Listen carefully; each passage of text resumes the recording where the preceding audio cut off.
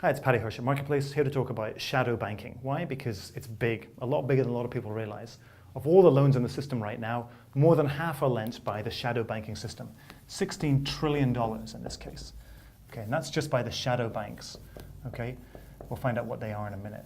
Now, traditional banks, the banks that we all know and love, the ones that we keep our money in, traditional banks lend out also, but they only lend out about $11 trillion. So you can see how important the shadow banking system is to the economy, which depends on lending. So what actually is the difference between these traditional and the shadow banks? Well, let's take the traditional banks first. We all know the traditional bank. It's the one where we go and we put our money in, and it's got columns out the front, it's got a nice foyer, it's got ATMs, it's got tellers, the whole 9 yards. And the way these work is, people like me, depositors, put the money into the bank. So here's me, and I put my money into the bank every month, like a good citizen, and the bank takes that money and it lends it out to people. Okay, so that's one way that money gets into the system. Lends it out to, I don't know, Mr. Jones. There he is. Okay, so the shadow banks are slightly different to this. The shadow banks they look a lot more like, big old Wall Street skyscrapers, because that's in many cases what they are. And these banks get their money from a different place. They don't get their money from depositors at all. They get their money from investors. So here's our investor, and let's say his name is Claude. Here he is, and he puts his money in because he wants to invest in this corporation. And then the corporation, this shadow banking corporation, lends the money out to people. So who might borrow that money? Say you, for example, Alyssa, you bought a computer recently, didn't you? Okay, you didn't pay cash for it, did you? Okay, you used one of those financing systems, didn't you? Okay, so that probably wasn't lent by a bank. It was probably lent by a shadow banking corporation. And what it would have done is taken your loan and bundled it with a whole bunch of other loans and securitized it. More about securitization in other whiteboards you can check out. So in this case, we have DeLacy, who got his computer loan from one of these shadow banking systems. So, and it's not just computer loans. The shadow banking system gives out all kinds of loans. Gives out car loans, boat loans, credit card loans, home loans, and Countrywide, for example, was a big shadow banking organization.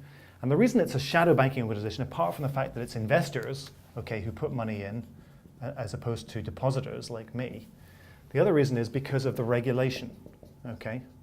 And what the regulation, in the case of the traditional banks, you have the glaring sun of regulation, okay, which has been beating on the banks for years. For as long as banks have been around, they've been creating regulations.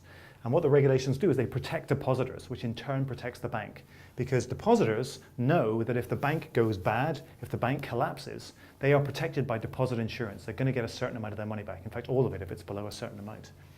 And what that does is it means they're less likely to run away from the bank. If they think there's a problem with the bank, they're not going to just pull their money out and run away, because I know deposit insurance will kick in and give their money back. So you won't have a run on the bank, which would cause the bank to collapse, or you're much less likely to. In the case of the shadow banking system, which exists in the shadows, okay, there is no deposit insurance or no investment insurance in this case. You don't have the same protections. So if something goes wrong with this particular shadow banking organization, this particular firm, then everybody loses. The investors are going to just be wiped out. They're not going to have any of their money left. Now, the investors know this, so when they see something going wrong with a corporation, they're much more liable to ask for their money back. And that's called a run on the bank. And if they all ask for their money back at the same time, that run on the bank could collapse the bank, which is what we saw in the case of Lehman Brothers. You have this failure of liquidity, the bank goes south, and everybody loses their money, and it's a complete nightmare. It can bring the whole system down with it, as it nearly did in this case. Another problem that we're seeing right now is the danger of convergence. Well, convergence has been around for a long time. We have had traditional banks combining with shadow banks in these very large bulge bracket banks like JP Morgan Chase, like Bank of America, like Citigroup. These guys have both got shadow banking business, investment banking business, and retail business, traditional banking business, under the same roof. Okay, so you've got these banks that actually do both things. So of course there's a real danger there.